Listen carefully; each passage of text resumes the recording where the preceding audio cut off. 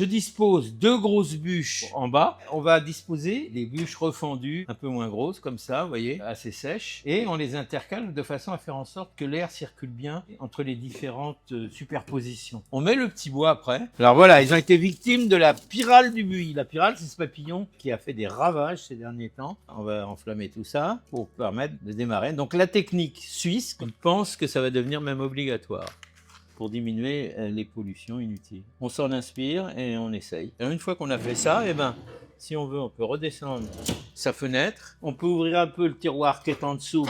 L'air passe en dessous et permet d'avoir justement une bonne oxygénation du feu. Et voilà, une bonne petite flambée pour l'hiver, en prévision de Noël. Vous voyez, c'est parti. Ça va prendre un peu de temps parce qu'évidemment, ça descend du nord vers le sud. Donc, il faut un petit peu de temps. Et ça marche bien et surtout, dites-vous bien que vous polluez beaucoup moins. Quand le feu il va être bien parti, vous le savez, comme toujours, il faut réapprovisionner quand même, hein. Alors, n'attendez pas d'avoir que de la braise rouge pour commencer à remettre des bûches. Et quand vous voyez que la flamme diminue mais qu'il y a encore des flammes, allez hop, on réapprovisionne tout de suite. Comme ça, on y va progressivement, on bourre pas le poêle, on y va progressivement et du coup on a un feu qui s'éteint pas, qui peut même être un feu perpétuel si vous vous débrouillez bien. Il peut passer des nuits et des nuits consécutivement.